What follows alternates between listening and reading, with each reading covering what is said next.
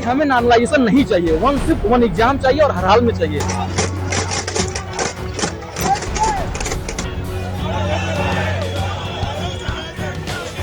ये एक तरीके से भ्रष्टाचार करने का नया तरीका है सरकार का।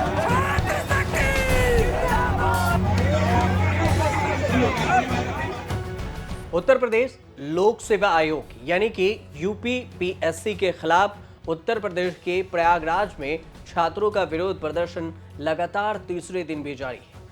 अभ्यर्थी समीक्षा अधिकारी यानी कि आरओ और सहायक समीक्षा अधिकारी एआरओ और इसके अलावा प्रांतीय सिविल सेवा पीसीएस की जो परीक्षा पहले की तरह ही एक ही दिन में करवाने की मांग को लेकर छात्र अड़े हुए हैं। सड़कों पर उतरे स्टूडेंट्स एक से ज्यादा शिफ्ट में एग्जाम करवाने और परसेंटाइल मेथड्स के जरिए नॉर्मलाइजेशन की प्रक्रिया के खिलाफ है। मैं आयोग केरला और आंध्र प्रदेश के लोक सेवा आयोग ने नॉर्मलाइजेशन प्रक्रिया अपनाए है और अभी तक वहाँ पे छात्र आज तक उसके भुक्तभोगी रहे हैं। ये यूपी पुलिस में लड़के एक्सेप्ट कर ही रहे हो, एसएससी में लड़के एक्सेप्ट कर ही रहे हो, उसमें चल रहा है, कोई विवाद नहीं। लेकिन इसमें ये नॉर्मलाइजेशन हर एग्जाम में आप लागू नहीं कर सकते। छात्र यहां तक आरोप लगा रहे हैं कि नॉर्मलाइजेशन के जरिए आयोग अपने चहेतों की मदद करना चाहता है। इस बीच में कांग्रेस के राज्यसभा सांसद और सीनियर वकील हैं अभिषेक मनु सिंह। उन्होंने सोशल मीडिया पर एक पोस्ट किया और पोस्ट करते हुए लिखा कि दंगा करोगे तो सरकार फूल बरसाएगी, पढ़ाई लिखाई और रोजगार की बात करोगे तो सरकार लठ बजाएगी। ये सिंघवी ने पोस्ट करते हुए योगी सरकार पर तंज कसा। सिंघवी ने एक दूसरा पोस्ट भी किया जिसमें लिखा कि छात्र उत्तर प्रदेश में बीजेपी के ताबूत में आखिरी कील ठोकेंगे। बीजेपी सरकार द्वारा सार्वजनिक परीक्षाओं के साथ ये भयानक व्यवहार किया जा रहा है उत्तर प्रदेश में। #नो नॉर्मलाइजेशन भी उन्होंने लगाया। अभिषेक मनु सिंघवी तेलंगाना उपचुनाव में राज्यसभा सांसद बने और सिंघवी कांग्रेस के दिग्गज नेता हैं। न सिर्फ नेता हैं बल्कि दिग्गज वकील भी हैं। अरविंद केजरीवाल, संजय सिंह जैसे नेताओं का केस भी अभी हाल फिलहाल में उन्होंने लड़ा और उसी वजह से केजरीवाल और संजय सिंह भी बाहर आए। जब भी मौका मिलता है तो बीजेपी पर जमकर हमला बोलते हैं और अब छात्रों के विरोध प्रदर्शन पर सिंघवी ने उत्तर प्रदेश में बीजेपी के सरकार को जमकर घेरा है और टोंट भी कसा है। बात अगर छात्रों के विरोध प्रदर्शन की करें कि आखिर छात्र क्यों विरोध प्रदर्शन कर रहे हैं। छात्र नॉर्मलाइजेशन और एक से ज्यादा शिफ्ट को लेकर आयोग पर 5 बड़े आरोप लगा रहे हैं।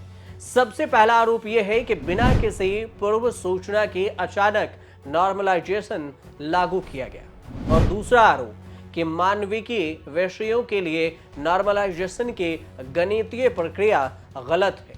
नॉर्मलाइजेशन की प्रक्रिया सवालों की कठिनाई के स्तर में अंतर को दूर करने के लिए इस्तेमाल की जाती है।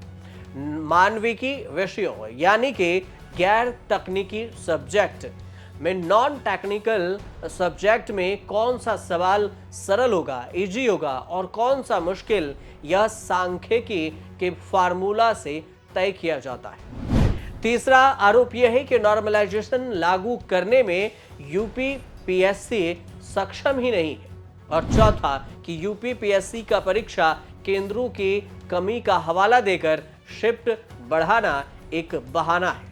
आयोग के खिलाफ धरने पर बैठे अभ्यर्थियों का कहना है कि उत्तर प्रदेश में कुल 75 जिले हैं और केवल 41 जिलों में ही परीक्षा आयोजित की जा रही है। यूपीपीएससी की मंशा सही होती तो परीक्षा एक दिन और एक ही पाली में करवाई जा सकती।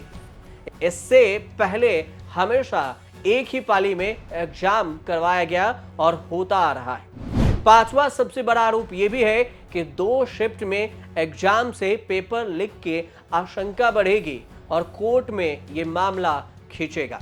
अभ्यर्थियों का आरोप है, कहना है कि इसी साल उत्तर प्रदेश पुलिस कांस्टेबल भर्ती कई शिफ्ट में हुई थी, उसका पेपर भी लीक हुआ था और यह भी तथ्य जरूरी है कि 11 फरवरी 2024 को आरओ का पेपर प्रिंटिंग प्रेस से लीक हुआ था, न कि परीक्षा केंद्र से। उसमें सुधार न करके एग्जाम सेंटर की कमी की बात करना ऐसा है कि जैसे कि पेट की बीमारी में दिमाग का इलाज करना। उत्तर प्रदेश लोक सेवा आयोग के अनुसार से पीसीएस प्री यानी कि प्रारंभिक परीक्षा शासन के गाइडलाइंस के अनुसार से निर्धारित तिथि 7 और 8 दिसंबर को और आरओ और एआरओ परीक्षा 22 और 23 दिसंबर को ही करवाई जाएगी। ये बात आयोग कह रही है। आयोग के सचिव हैं अशोक कुमार। इन्होंने प्रतियोगी छात्रों को सतर्क रहने की भी सलाह दी। उन्होंने कहा कि कुछ अवैध कोचिंग संस्थानों, नकल माफिया और अराजक तत्वों द्वारा छात्रों को भ्रामक जानकारी देकर भ्रमित करने की कोशिश की जा रही है।